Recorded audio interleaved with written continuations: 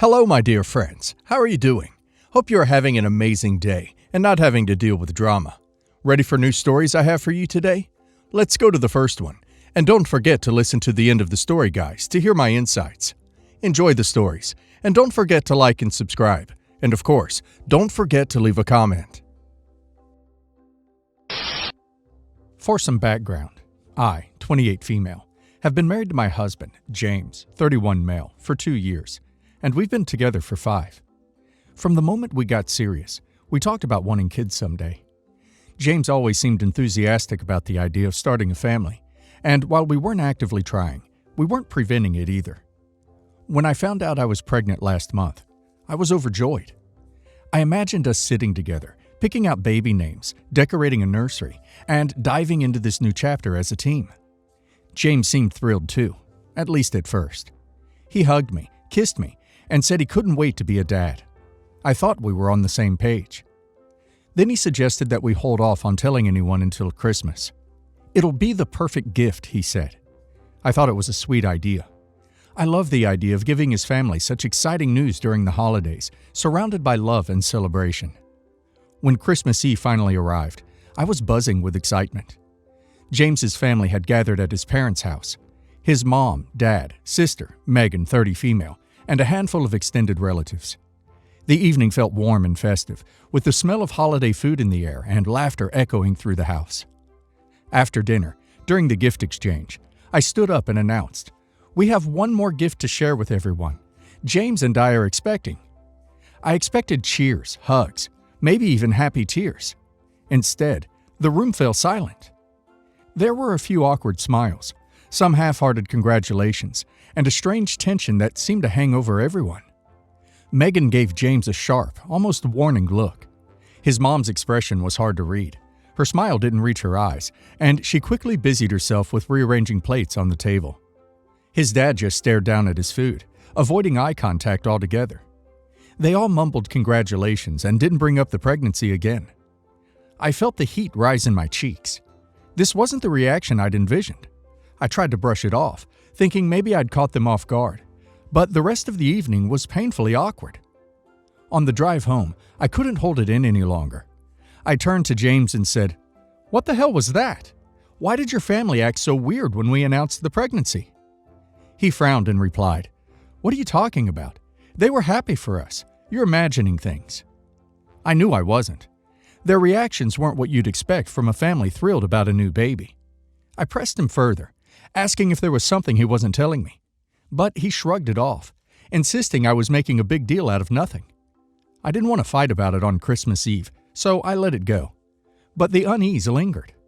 A few days later, Megan texted me asking to meet up for coffee. Her message was polite but short. "We need to talk. It's important." I wasn't sure what to expect. Megan and I had always had a polite but distant relationship, and I couldn't imagine what she wanted to discuss. When we sat down, her tone was sharp and almost condescending from the start. "I'm just going to get straight to the point," she said. "You need to rethink what you're doing." Confused, I asked, "What are you talking about?" Megan rolled her eyes.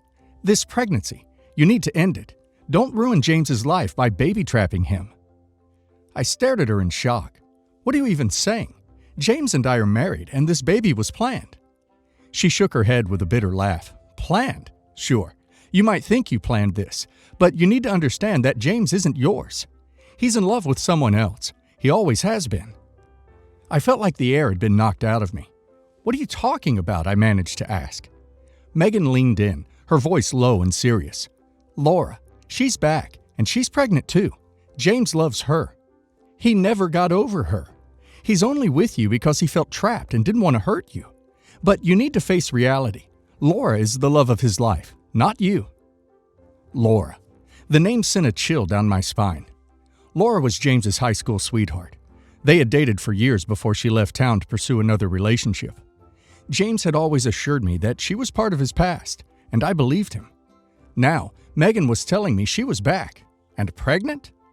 Megan continued, clearly enjoying my shock. Laura realized she made a mistake leaving James. She's told him that he's the love of her life, and she can't live without him. They've been talking for months. This isn't new. You need to let him go so he can be happy. I was shaking with anger and disbelief. "How do you even know all of this?" I asked. Megan smirked. "Laura and I are friends." I couldn't sit there any longer. I left without another word, my mind racing with questions and fears. When James came home that evening, I confronted him immediately. I told him everything Megan had said and demanded to know the truth. He looked panicked, trying to deny it at first, but I wasn't letting him off the hook. I pressed him until he finally broke down. "It's true," he said, his voice barely above a whisper. "Laura came back a few months ago. She reached out to me and we started talking. She told me she made a mistake leaving me and that she wants to be with me again." I felt my heart shatter. "And the baby? Is it yours?" "Yes, it is mine," he said. James started crying. "I love you, and I didn't want to hurt you. But Laura, she was such a big part of my life. I don't want to just shut her out." I stared at him in disbelief. "You've been lying to me for months, letting me believe we were happy and planning a family, while secretly seeing your ex and getting her pregnant as well?" He nodded, tears streaming down his face. "I'm so sorry. I never wanted it to get to this point. I love you, but I love Laura too. Don't worry. I'll be in our child's life if you decide to keep him, and I will support him no matter what." I couldn't say a word. I was just sobbing, realizing that if I gave birth to this child, I will be a single mother. That was scary, but I told my husband that I was filing for divorce and keeping the baby. So here I am, heartbroken, devastated, and trying to prepare myself to be a single mother. I feel like my entire marriage was a lie, and I don't know how I missed the signs. Update. Hi Reddit. I wanted to give you all an update. The last few months have been some of the hardest of my life, but I've made it through. The divorce process was quick, partly because James didn't put up much of a fight. I guess he knew he was in the wrong, felt guilty, and wanted to avoid making things worse. Still, it was heartbreaking to end a marriage that I had once believed was built on love and trust. A few weeks ago, I gave birth to a beautiful baby boy. He's perfect in every way, and holding him for the first time felt like a balm for all of the pain I've been carrying. Despite everything, I'm so grateful for him. He's my light, my purpose, and my reason to keep going. But the experience wasn't what I'd imagined it would be. I went into labor late at night, and as I sat in the hospital alone, I couldn't help but think about all the dreams I'd had of James being there by my side. I had pictured him holding my hand, cutting the umbilical cord, and crying tears of joy when our son was born. Instead, there was only silence from him. James didn't show up at the hospital. He didn't call. He didn't even send flowers. I was completely alone, save for a kind nurse who held my hand and reassured me when the contractions became overwhelming. The next morning, I received a single text from James. "Congratulations on the baby. I'm sorry I couldn't be there. Laura hasn't been feeling well, and her pregnancy has been really hard. I hope you understand." I felt like I'd been punched in the gut once again. This was his child, his flesh and blood, and he couldn't even be bothered to show up because Laura wasn't feeling well? I stared at the message for what felt like forever, torn between rage and heartbreak. I didn't reply. I couldn't find the words. The days since have been a mix of joy and sorrow. My son is the most beautiful gift I could have ever asked for, but the realization that his father is choosing someone else over him is a pain I can't put into words. I won't lie. I'm struggling. I never thought I'd be doing this alone. Every milestone my son hits, every coo and smile, is bittersweet because I know James is missing it all, and he doesn't seem to care. As for James, I've stopped expecting anything from him. He sends the occasional text asking about the baby, but they're perfunctory and lack of any real emotion. I've made it clear that if he wants to be involved, he needs to show up, physically and emotionally. So far, he hasn't. Part of me wonders if he'll regret missing these moments one day. Maybe when Laura's pregnancy is over and he's faced with the reality of what he's lost, he'll realize the magnitude of his choices. But I'm not holding my breath. I've decided to focus on what I can control, being the best mom I can be for my son. He deserves a parent who will love him unconditionally and show up for him no matter what. If that parent has to be me alone, so be it. Thank you to everyone who supported me during this journey. Your kind words and encouragement have meant the world to me. Guys, stay tuned for update number 2 in another of today's videos. Last year, my junior year, I was in charge of elections for homecoming, and I was ecstatic. I always wanted to chair that committee ever since I was a freshman. Told my family about it, and they were all excited for me, especially my sister, Allie. She was a senior at the time. Allie was even more enthusiastic than I was, which at first wasn't weird because we were very close.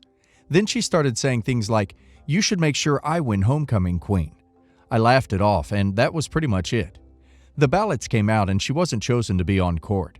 She came home from school absolutely livid. I was in the kitchen with our dad when she stormed in and started screaming at me. "How could you do this? I thought you were going to make sure I was elected." I said, "I thought you were joking. You know I can't do that." I was super uncomfortable and looked to my dad for help, but he already fled the room to get my mom. She continued shouting about how I ruined her senior experience and how I was the worst sister ever. I started crying because I felt so bad, and she wouldn't let me get a word in about how I literally could not rig the ballots for her. My mom came in and dragged her out. She took Allie's side, but my dad and little brother had my back. Things were super weird for a while, but eventually she dropped it and we were fine. Until a week ago. So now I am a senior, and Allie is a freshman in college. Homecoming court came up again, and this time I was elected queen. My whole family was excited for me, and Mom took a photo of me in the crown and sent it to our extended family. Allie didn't respond to the text, but drove down from college that night to scream at me. She accused me of rigging the election, which wasn't true because I had no access to the ballots. She said that I'm jealous of her and that I always want to one-up her, so I sabotaged her chances of being queen. I finally snapped and said, "Maybe if you weren't such a bee to everyone, you would have been voted in." Allie was a mean girl in high school, and while I shouldn't have said that, it is very much true. She said back then there was no way I would have been voted in by my peers because nobody wants to vote in. She used a hate-filled derogatory term. I am bi, and she was the only one who knew. She outed me in front of my whole family. I started crying and locked myself in my room. My dad and little brother support me, but my mom wouldn't talk to me for days. My mom came to talk to me last night and said I need to tell Allie that I'm sorry and give her my crown. She said it's not fair that I won queen and Allison didn't. So to patch things up, I need to hand over my crown because my sister deserves it. She also said some things about my sexuality that I'd rather not repeat. I was livid and told her no. At this point, I don't even care about it anymore. They ruined it for me, but I refuse to give it to my sister. Am I the a-hole? Not the a-hole. How would you be the a-hole here? Your family is insane. Not the a-hole. And I know where your sister got her entitled, cheating, crappy attitude from. Absolutely under no circumstances do you let her even look at your crown, because you were right about her. I'm sorry you don't have a loving, supportive mom. I'm glad you have a great dad and brother. Your sister is going to self-destruct when she enters the real world, as very few people are going to find her qualities appealing as a partner or employee. Actually, she's perfectly suited for politics. Ignore her. She's an evil troll who is so jealous of you she drove from college to scream at you. You need to have a serious discussion with your dad about your mom. She's just the worst and clearly favors your sister. That's no way to go through life. I still can't believe she would have the audacity to tell you to give your sister your crown. That's wrong on so many levels. Not the a-hole. It's a real failure in parenting when you allow one child to dominate the family. Both of your parents have a lot to answer for. They don't want to put up with your sister's tantrums, so they're making you suffer for it. Your mother is endorsing your sister's nonsense, and your dad is looking the other way. Don't give in to them. If you get into the habit of backing down, it will just get worse. So, to add some context, I, 24 male, have been dating my partner, 22 female, for around 3 years. We've lived together for most of it. I'm not the biggest fan of her family, but up until this point, I didn't mind spending time with them as it makes my girlfriend happy. So we had a sit-down meal with her family, and we were all just chatting after we had finished dinner. My girlfriend's sister, 17 female, we'll call her Grace, went into the fridge and asked my girlfriend if she could have the last chocolate pudding my girlfriend bought. My girlfriend said no, as she fancied it. Grace kept asking, and my girlfriend kept saying no. Each time she asked would progressively get louder and louder. I didn't say anything at this point as I thought it was a typical sibling argument. It seemed very petty to me. Grace is shouting and whining at this point, honestly reminding me of how a toddler might behave. Their dad has been silent this entire time, and their mom said to give her the pudding, as it's a nice thing to do. My girlfriend said no and didn't understand why her answer wasn't being respected.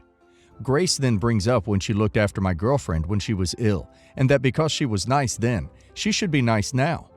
My girlfriend is distressed as Grace is screaming about it. My girlfriend asks what I think. I said to Grace that she undermined her kind act by using it as leverage to get what she wants. Grace says, but karma works, that if you do nice things and nice things will happen to you. Her mom nods in agreement. I sat there a bit bewildered.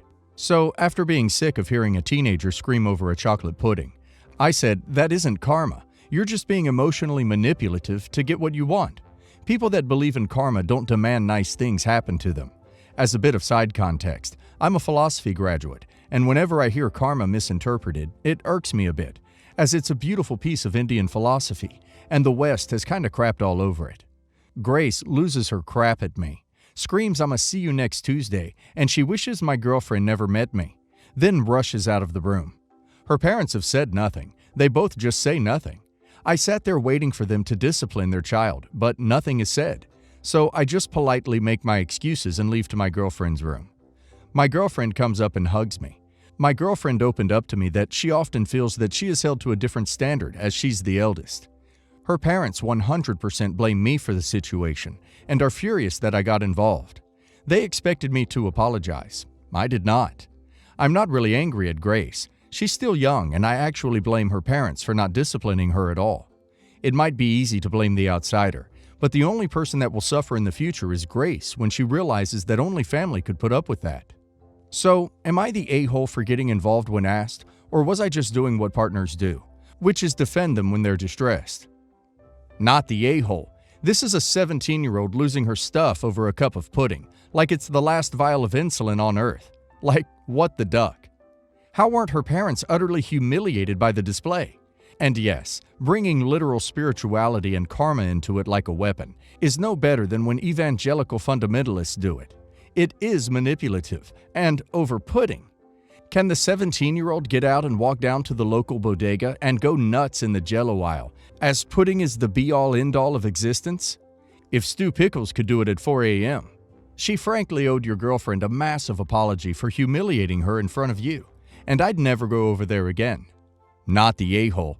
Grace is throwing a tantrum, and her family has taught her it's a winning strategy because they cave and enable her.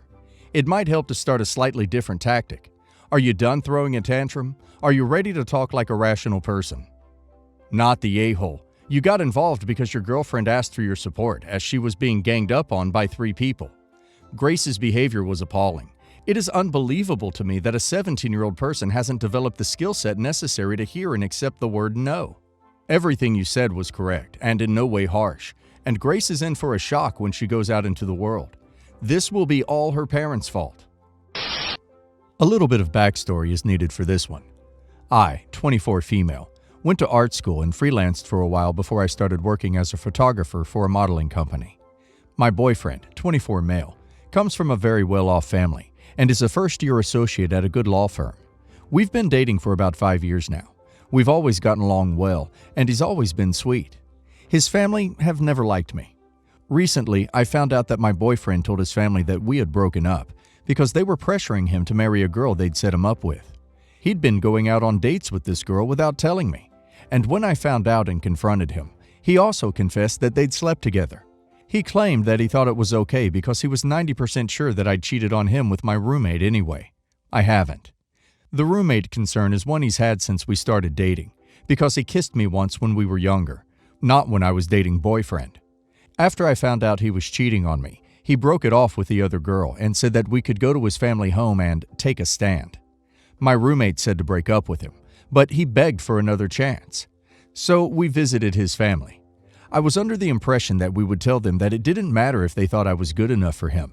But when we got there, my boyfriend told his mother that it was okay if I was never as successful as him, and that it would actually be good if I never did anything with my life, because I would be able to stay home and look after the children in the future. We'd never discussed children before, so this caught me completely off guard. He claimed that after we were married, things would settle down and we could all join together as one family.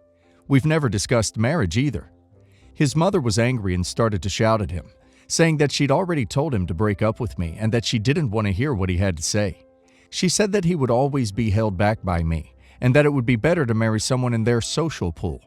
He didn't really defend me at all.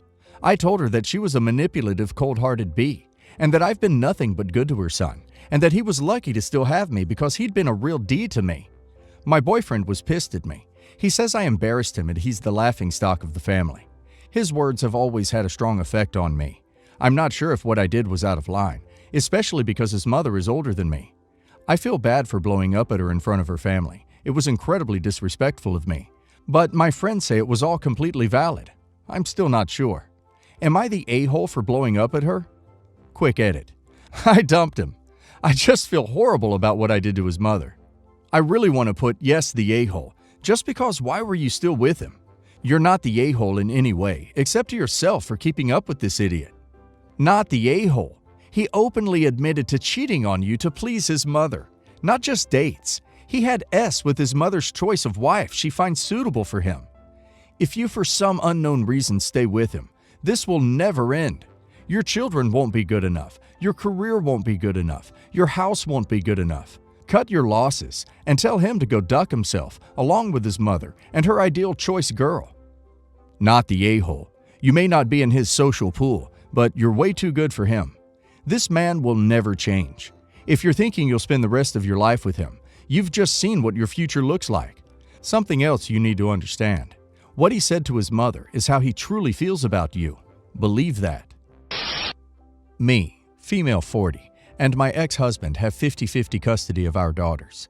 Lisa, female 17, and Jenny, female 15. One of the main reasons I broke up with my husband is that he was aggressive, psychologically, manipulative, and possessive. He used the fact that he was the only one who worked while I was a stay-at-home mom to say that if I asked for a divorce, he would go to hell with the best lawyer in town to get full custody of our daughters. And he was great at hiding that side of him from them. I managed to escape this hell because I received my father's inheritance and hired a great lawyer who guaranteed me 50-50. With the money, I bought a house and live on a great salary. I can't work for physical reasons. But actually, my ex earns a lot more than me. Jenny was the one who encouraged me to go through with the divorce. But Lisa bought into her father's idea that I was destroying our family to be free of the father. Our relationship is very difficult right now. Saturday was Lisa's birthday.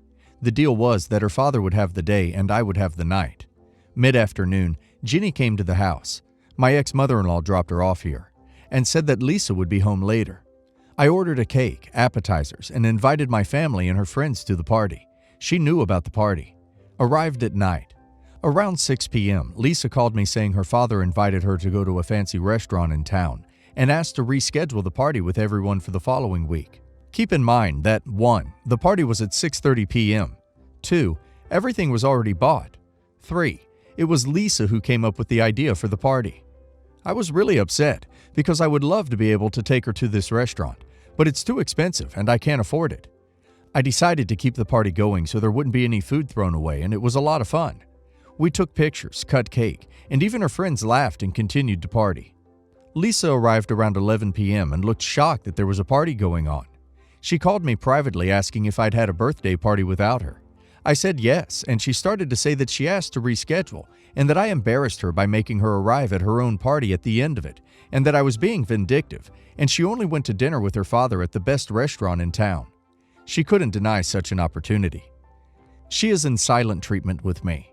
And the ex, being a piece of work that he is, decided he was going to give me a scolding for embarrassing his daughter. Am I the a-hole? Not the a-hole, and you didn't embarrass her. She and your ex did. To call you a half hour before the party starts to reschedule it is ludicrous. Not only did you have the food and decorations, but you might not have had enough to call people and postpone it. And what about the people already en route? The fact of the matter is that she and your ex were being vindictive, and you responded wonderfully, or as they say, you got the last laugh.